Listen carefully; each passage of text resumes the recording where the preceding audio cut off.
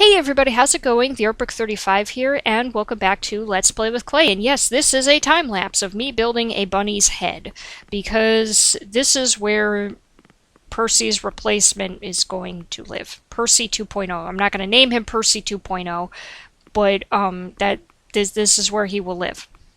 And the wolf that I'm going to get is going to live in here too, because of reasons.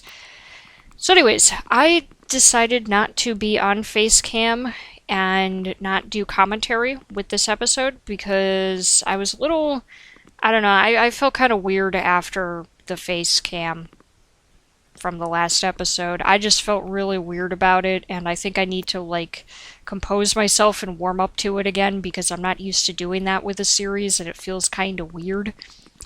So yeah, but anyways, moving on from that, what I wanted to actually do with this episode was tell a story, because storytelling is my talent. It really is the thing that I am best at, and it is the thing that I am the most passionate about, more so than anything else in my life. I mean, that doesn't mean that I'm not passionate about making videos too, because I am. That's why I do it. If I didn't like doing this, I wouldn't do it. Anybody who knows me well knows that you can't make me do anything I don't want to do. So yeah, but anyways, so what I wanted to actually talk about was how I met Anani Pig, and you see her comments on my channel frequently. She comments on almost all of my videos, and I watch all of her videos, but I don't comment or like her videos because I'm stupid like that. But I have a horrible, horrible friend. No, it's the way I am on YouTube. I tend not to speak up on most videos. When her videos are really hilarious, though, that's when she really draws me out. But in any case, her real name is Christina, and the way I met Christina was actually at a summer art program that was specifically for working with clay.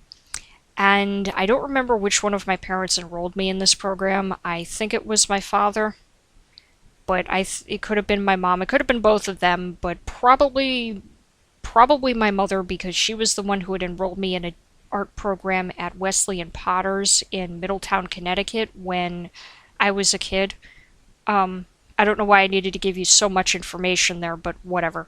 I'm from Middletown, in case anybody's wondering. But anyways, so the first day, I sat at a table by myself, because that's what I always did when I was a kid. After first grade, I basically did not have friends, and at this point in my life, I was about to go into 8th grade, and I literally would sit at a table by myself, because people could not tolerate me. And there were so many reasons behind why that was happening, and I don't really want to get into the particulars because I don't think they're necessary. The point is, I had a lot of social troubles when I was a kid, and so I basically sat by myself, and nobody in the room had a problem with it. The teacher seemed to be fine with it. He didn't encourage me to sit with anybody, which said a lot about my relationship to this teacher. He really didn't like me. I was very hard for him to put up with, and looking back on it, I understand why, but at the same time, there were a lot of things I was going through at the time, too, so it was somewhat unfounded. But anyways, so the first day I sat by myself, and the second day, Christina came in, and she beelined for my table. I mean, she just beelined, and she immediately sat with me, and we got to talking right off the bat. It was like, "Hi, how are you? What's your name? What do you do? How old are you? Where are you from? What do you do this? What do you like to do in your free time? What do you like? What do you read?" It was like we were all over each other. And you have to understand that Christina is an introvert and I'm an extreme extrovert. So for her to talk that much, I didn't know it at the time, but that was, I don't want to say unusual, but it takes a certain kind of person to draw that out of Christina. Or back then anyway. She's a lot more open now than she was back then. I'm revealing a lot about her and she's going to slap me for it. But anyways, Christina doesn't slap people, but well, she's allowed to slap me if she really wants to. But anyways, so we were just talking up a storm, and we were talking about all kinds of things, and she was telling me about the books that she liked to read and the stories about them, and I just happily listened away because to me it was fascinating, because I had never read any thing that she had ever read. So it was like the kind of books I was into at the time were like Goosebumps, and she was not.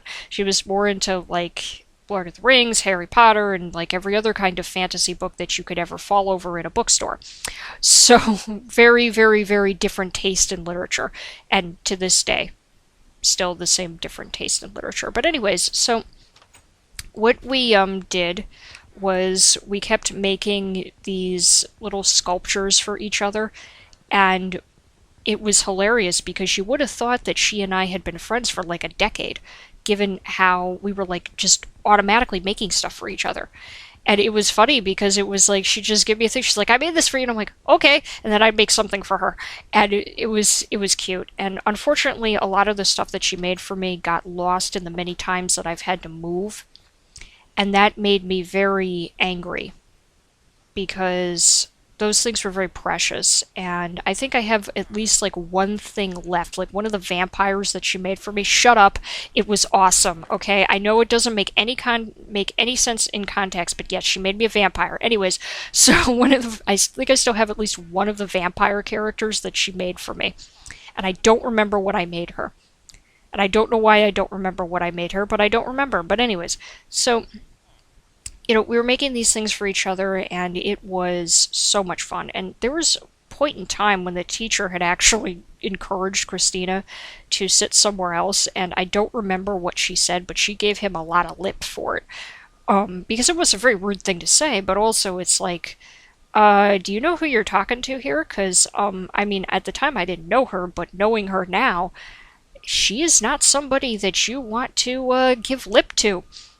Like, do not make her mad. It's very hard to do it, but when she gets mad, she gets mad. So, not that she's ever been... I don't think... We've never had a fight, actually. In 16 years, she and I have never had a fight. That's incredible, because with every other relationship I've ever had, family, friends, romantic, I've always had at least one fight. We have never had a fight, and I'm sorry if you can hear the truck beeping in the background. Oh well. I'm not going to stop recording because I'm in a moment. But anyways, so what we did after the program was done, because the program was basically us being us, we, what do you call it? What was it? God, the truck is so distracting! Anyways, so it's messing up my storytelling mojo. I'm supposed to be good at this. So, what was it? Oh yeah, so after the program was done, we exchanged cards and everything, or cards, no, addresses. And we sent each other cards like crazy during the holidays. Like, for Halloween, we sent each other cards. So, because you have to understand, too, oh god, this is such a sad part of the video. And I'm talking about something so happy, and it's such a sad part of the video, because I couldn't do anything for these poor donkeys. But we, yeah, what was it that we did? Yeah, so we were sending stuff back and forth to each other, and it was so much fun. But yeah, it was, back when the internet was not as accessible as it is now. So, snail mail.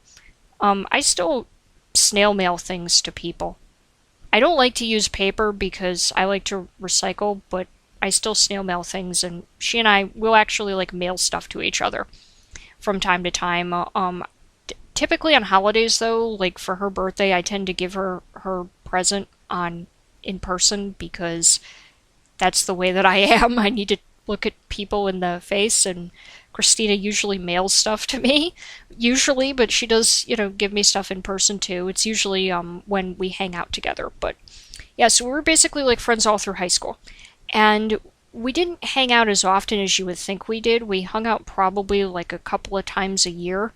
Interestingly enough, you would think we would hang out more, but it wasn't until the last like 5 years or so that she and I were hanging out all the goddamn time. And I say goddamn time in a nice way, but basically like we spend a lot of time together. And so yeah, but we were friends all through high school, and there is a lot of stuff that happened with other people that we knew in high school that I am not going to go into because it is no one's business, and it will embarrass the hell out of Christina, which is why I will not bring it up. But regardless, that was basically how we met. And we have been there for each other so many times over the past decade and a half, and it's really incredible. I mean, if she had not sat down next to me, we probably would not have become friends. And if we had not become friends, I don't think that I would be the person that I am today. I don't think that my life would be good without her. And I mean, I joke about this a lot that, you know, because we're so close and because I relate to her better than anybody else, that we should just get married because we're that close. I mean, I don't really want to marry Christina because I'm not actually attracted to her and she's not attracted to me. We don't mesh that way, but to me it's like if we did mesh that way, we'd probably have a perfect marriage because that's how good we get along. That's my point. But I, you know, I love her, and I love her in a very, she's my best friend and she is the best person for me. And I will never find anyone in this world who is better than her in terms of friendship. It's just, it's never going to happen. And even if I were to find a significant other who I would fall in love with and, you know, get married to and all that good stuff, no matter what I would feel for that person, would never compare to what I feel for Christina. So that's basically like where we're at. And I don't know what she, to be perfectly honest with you, I have absolutely no idea what she thinks of me. I mean, I know based on the way that she treats me that I'm obviously very important to her, but that's what I know. I know I'm important to her. I know she likes being around me, and I know that she respects me and that she cares about me. I know that, but she's never, like what I'm saying right now, she's never said anything like this to me. So I don't know what her internal monologue is in regarding me. And that's okay. She doesn't have to tell me because the way she treats me says all. But it's interesting. Like I'm more vocal than she is. Like, I mean, I wouldn't call us opposites, but like she's the introvert, I'm the extrovert. And for some reason, most of my friends are introverts. Or I have friends who are like middleverts, where they're like not introverted but not extroverted at the same time. They're like a combination of the two. I have like one extroverted friend, and I spend very little time with him, which is weird. But I do best with introverts. It's the weirdest thing. And I don't know why that is. I don't know. I don't think it's a like opposites attract kind of thing. I think it's like I just do better with introverts, and introverts are attracted to me for some reason. And it's, I whatever. It is what it is in the best way possible. So I hope I haven't made the story really uncomfortable because I feel like I have. But in any case, so yeah, that's how we met and what our friendship is like. And you know, it's funny now because she started playing Minecraft last year, and the Minecraft with Friends series, which I will have linked in the description, by the way, is the first time that she and I have actually played Minecraft together. And we had been, you know, on the sidelines where you can't see it, we had been talking about doing all kinds of different collaborations. Like we've thrown one of those Let's Race type things, you know, back and forth. We've basically done talked about a lot of different things. And this you know, Minecraft with Friends series was really spur of the moment because what happened was I just invited her and she was like, okay. And then we were together and it was really awesome. And it was funny because it was like it was totally spur of the moment. And we tend to plan things.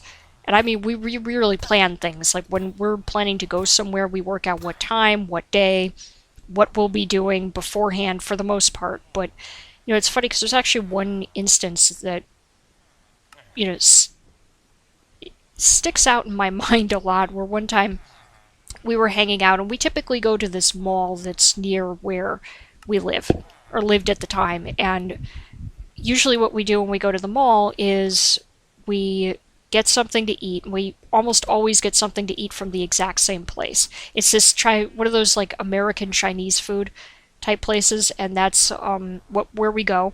Christina almost always gets the same thing, and I almost always get the same thing because this is how we are. And then we go to the bookstore and we basically smell the books, oogle over the books, hoard the books, love the books, and we both always go home with at least one book. I go home with at least one or two. She usually goes home with like four or five. So that's the way she is. And so yeah, Christina can't live without books. And she's not just like an avid reader, she also has a master's degree in library science and she works as a librarian, so books are her life. Okay? That's and that it's beautiful. It really is. And so yeah. But in any case, so oh god, I love this part of the video. This is how I had to get the wolf home. I know I went into creative mode and I cheated. I don't care. Anyways, so that's what we do. But then Christina said to me, "Hey, you want to go to the park and just like eat ice cream?" And I was like, "Okay, cool." And it was very random because she's usually not quite so, how can I put it? Spontaneous like that, because we usually plan things and I'm not spontaneous like that either. So what we did was we like went to the local Stop and Shop and we bought ice cream and we sat in the park and we ate it. And it was funny because there were these people there getting like doing their prom photos. That's, you know, what time of the year it was. And we were talking about prom, and I didn't go to prom, and Christina didn't go to prom. We were like totally not into prom, and there were people in her class who kept trying to like hook her up with their cousin. And she's telling me about this, and then she goes and says to me, "You know, I'm sure your cousin is a very nice person, but he could also be one of those knuckle-dragging apes." And I'm telling you, I let loose. Like, I started laughing to the point where I thought I was going to die. And she can pull these one-liners that will just leave me in stitches. And I don't know how the hell she does it, because I don't have that kind of sense of humor. My sense of humor is more like satirical, and I tend to just like poke fun at things. And some of my best jokes have actually been me poking fun at my cats. And usually the only person who hears those jokes is my mom. So, but I mean, she can just pull these one-liners that just, oh my god, they're the best. So, in any case, like, just, I love that about her. I really do. It's the best. And I'm curious to see what she's going to actually think about this video, too, because, I mean, I don't think I've, like, said anything bad or anything like that. It's just, I wonder what she's going to think, because, I'm now starting to feel afraid that I'm going to make her cry or something, and I don't want to make her cry. By the way, there's only like 2 times in the entire time that I've known Christina that I've heard her cry, and only one time I've seen her cry. And she's seen me cry I don't know how many times, and it's the way that we are. But yeah, we kind of have that connection with each other where we show each other sides of ourselves that nobody else gets to see. And there's a lot of stuff between her and I too that I'm not actually going to mention or talk about because it's too personal. But yeah, there's a lot of things that we've done with each other and for each other. I will never forget when I had to have this cat of mine, Jenny, euthanized a few years ago, and she was there with me, and she saw me in a really bad place at that time, and there are very few people that I will ever let me see that way, or who I will ever let see me that way, but she's one of those people. So yeah, not to make this a really depressing video, but basically this is what our relationship is like. There's a lot of trust there, and that's very important to me. So yeah, I wanted you guys to know what it was like for me to meet Christina. So yeah, and then I just went and messed with the paintings. I'm like, I need to I need to justify this episode. So, yeah, but anyways, I want to thank you guys so much for supporting the series and supporting me and supporting Christina as well. And, I just, yeah, now I'm in a weird mood. A good mood, but a weird mood. But anyways, so yeah, I want to thank you guys very much for watching, and I will see you in the next episode where we do more stuff and things. So yeah, I will see you guys next time.